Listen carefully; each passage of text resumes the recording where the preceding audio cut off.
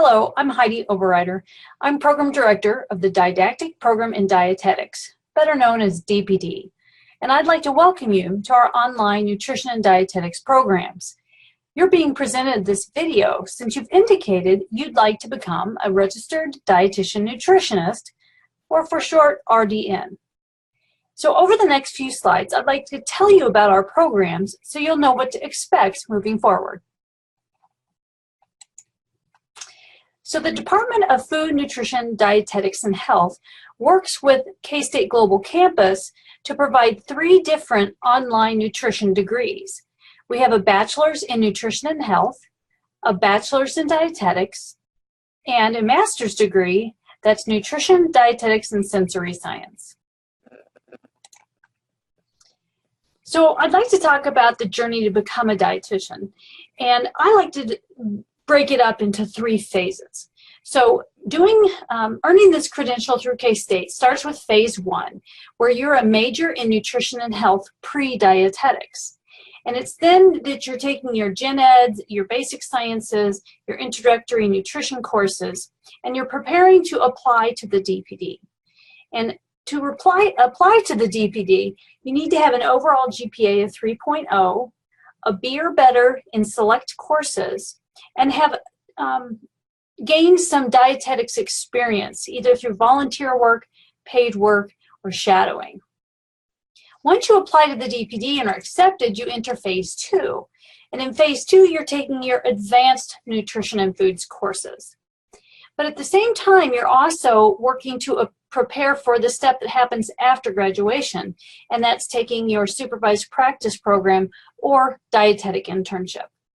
So to graduate with a BS in dietetics, you've got to have an overall GPA of 3.0, a B or better in all sciences and professional courses, and have gained some dietetic-related experience, whether through paid work, volunteer, or shadowing. And that experience is what's really going to set you up, along with your GPA, to be successful in applying to dietetic internships. And again, that happens after graduation, so that's phase 3. That's when you actually have 2 options.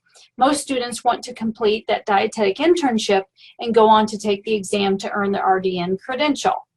But an alternative option is that immediately upon graduation, you are eligible to take a credentialing exam for the Diet Tech credential, and that's called the NDTR exam. They're both options for someone who graduates with a BS in dietetics. As an online student, you're interested in food and nutrition, and I want you to be aware of the 2 programs available to you and the differences between those programs so that you can figure out which is best for you. Now, along the way, you may figure out that neither are the best for you and choose something completely different. But until then, I'd like to tell you about the differences between graduating with a degree in nutrition and health and a degree in dietetics. So let's start with comparing the programs based on the result or the outcome. So people that graduate with a nutrition and health degree can call themselves a nutritionist. They can go to work right away after graduation, mainly in providing nutrition education, maybe some nutrition research, but they mainly focus on nutrition for healthy individuals. And you can see on this slide, there's a variety of different practice settings where a person could work with that degree. On the other hand, you have the dietetics graduates. Those people know they've just completed the first step to earn their credential, but then they'll have to go on to the internship and take the exam. Upon completing all 3 of those steps, they're able to call themselves a dietitian. These people provide medical nutrition therapy. They can receive insurance reimbursement, and they work with both healthy individuals, healthy nutrition, but also disease management nutrition. And they also work in a variety of workplaces or settings. But let's look at the 2 programs comparatively with academics. So as you see in the slide in the first 2 rows, that the degrees differ by what overall GPA is required in order to graduate with that particular degree. And there's also some specific course requirements to get either a C or B in those courses. The biggest difference you'll notice, as you see on the slide, is that one of the 2 programs has some steps you must do after graduation. So for the BS in Dietetics, you have to do a dietetic internship, and we also call that supervised practice. Those are interchangeable words, and then you have to pass the credentialing exam. And the supervised practice program does have a cost, and it does take time. Now, you'll learn more about that as you move through the coursework, and so you'll have time to figure that all out. But I want you to be aware of that, those steps. Another thing to point out is this, that as of January 1, 2024, the credentialing requirements are changing for dietetics. As of January 1, 2024, you must have a master's degree in order to take the RDN exam. So those of you in the pipeline right now might finish ahead of that deadline. And if you are exam eligible by the end of 2023, you won't need a master's degree. Exam eligibility means that you've completed your undergraduate coursework and that you've completed your internship.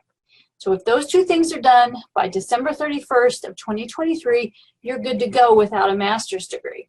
You can take the test later in 2024, but you just need to be eligible for the test by the end of 2023. So I want to remind you that picking a major does not lock you into a particular career. It actually unlocks lots of different career opportunities. So on this slide, you see various career opportunities available for the two different degree programs. Now remember, both programs prepare you to be a nutritionist, but only the BS in Dietetics prepares you to go on to the further steps to earn your RDN credential. And there are certain practice settings where you've got to have that credential in order to do the work. So as you make your decision to decide to work toward the BS in Dietetics and move on through the steps to earn your credential, I want you to do that knowing, with full knowledge of the academic requirements and the steps required to get there.